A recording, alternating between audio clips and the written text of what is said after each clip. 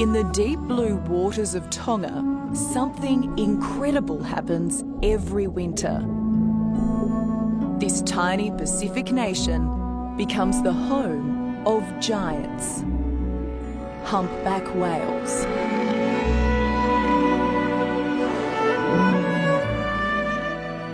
They migrate here every year to mate and to breed. In waters so clear, it's one of the greatest shows on Earth. I mean, you're in the water with an animal that's over 11 metres long. I mean, that's the size of a bus. And like when it's coming at you and you see these beautiful wings, it looks like a jetliner taxiing down the runway. And the fact that, we almost wiped these animals out and now they're on their way back, there's something truly magical about them. As both an Emmy Award-winning cameraman and a marine biologist, Richard Fitzpatrick has probably spent more time underwater than any other naturalist. But he has always wanted to come here to study humpbacks. The remote Vavau Islands in the northeastern corner of the Tongan archipelago. We know a lot about what they're doing when they're on the surface, from all the research that's been done, but what's happening when they're underwater in the depths off here? I mean, these things can still dive down to well over 100 metres or so. That's all the secret stuff. That's what's frustrating. That's what's frustrating. What are they doing down there? Yeah, what is happening? That's the stuff. That's where the social interactions are happening, as a filmmaker and biologist, it's that secret life and knowing what the animals are doing. It's all those questions that are still out there that are unanswered, that's what makes the job so interesting. Swimming in Tonga is a surreal experience. The ocean teems with creatures, small and great. And when a mother swims by with her newborn calf, completely unperturbed by our presence, it leaves us in awe. That's just magic.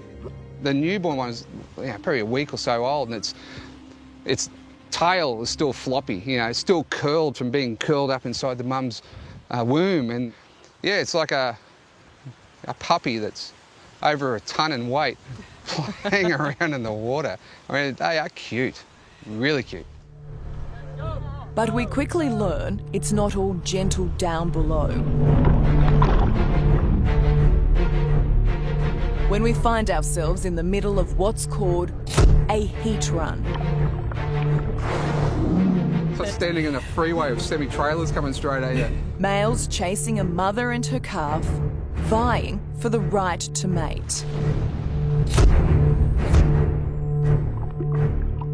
You could just feel the tension in the water. Like she just didn't want to know him. It can be a war of attrition. Calves have been killed in pursuits like this. It was actually a little bit scary because they are so big, and when they're travelling at that speed, your heart gets racing, doesn't it? But there was that one moment where the two males were at the back and one just pushed the other one down with its head. So, they're all vying for the female's attention.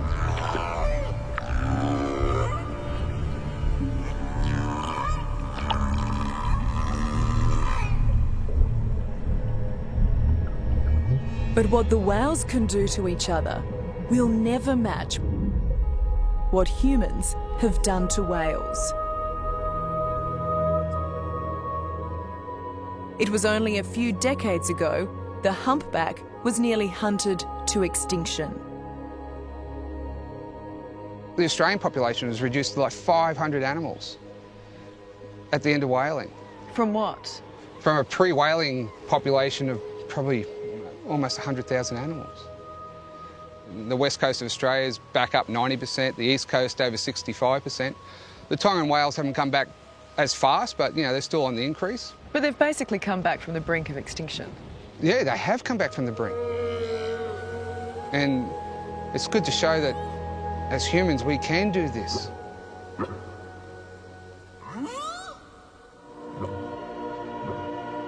It truly is a cause for celebration.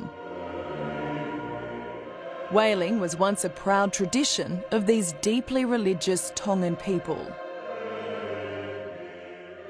Now the economy rides on the back of whale tourism.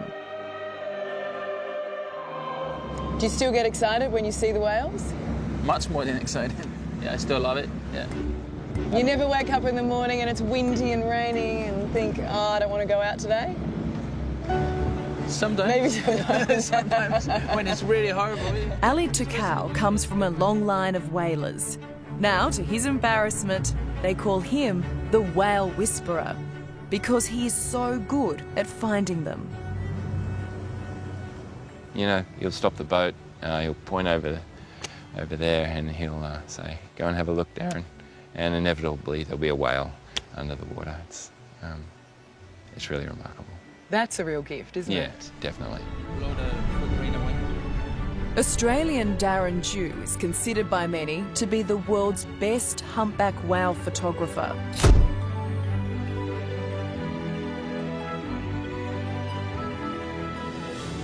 So why humpbacks? Why not sharks or sea turtles? I love all of those things, but when you look into the eye of a humpback, you can see the intelligence in there. It's a mammal's eye. It's a very human-like eye. Darren has spent every winter here for the last 15 years, which has made him an expert on humpback behaviour. And while his passion is photography, his day job is to keep tourists and the whales safe in the water. Do you worry that someday someone might be seriously injured or killed? And all it would take is a flick of that tail. Yeah, we put ourselves in positions that are pretty exciting, but I don't think I'm ever in a position of danger, and I wouldn't put people in a position of danger. But they are wild animals. They are They're wild unpredictable. animals. Yeah, but they are also really smart, and I think they know we mean them no harm. Can it be distressing for the whales having so many humans in the water in such close proximity? Yeah, the humpbacks are big animals. They're at home in their environment. They've travelled, thousands and thousands of kilometres through shark and orca-infested waters. 3 or 4 or 5 little humans in the water can't do them much harm. It's still sitting on the surface. Yeah. See how the position of the gaff? What does it mean? I mean, the mom's going to be settled. Ali, our skipper, has just made an exciting discovery. A mother and her calf almost stationary in the water. It's a great opportunity for interaction. These two look like they might play ball with us. That'd be good. Yeah, sometimes they're very good on playing game.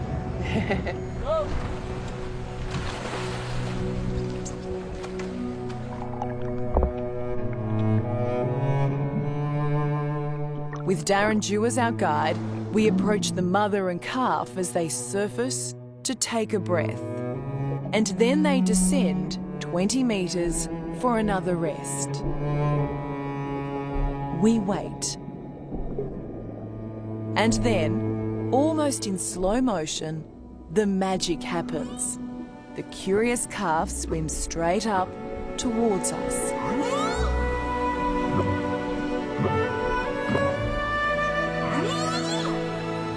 I have never witnessed anything as beautiful. That is what we came here for. It was the most magical experience. We got in the water and the mother and its calf was about 15, 20 metres below the surface, and then the calf slowly swam, just glided to the surface, straight past me, and there was a moment where I looked into its eye and it sent goosebumps running down my spine. That was an extraordinary feeling. What a shot! Holy hell! That was unreal! How about that? Like being an airline pilot.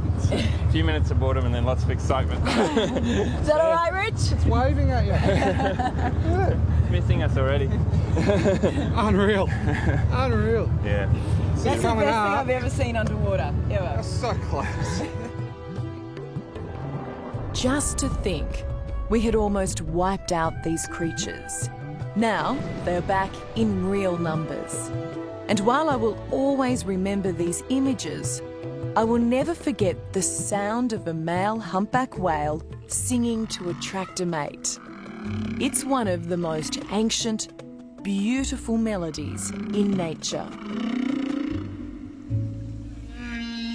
It's like sitting in the front row of a symphony orchestra because you're not just hearing it, you're feeling it. It just goes through your whole body. I mean, you are a marine biologist, I assume you speak whale. I am fluent in whale, And they were saying? and they were saying, oh, yeah, here I am, you know, check me out. I'm a big whale. I'm attractive. Single whale, loves walks on the beach, all that kind of stuff. Choose me. It's RSVP for whales. You know, instead of the internet, the whales are using their song for underwater internet dating. This is my profile. Did it work for you?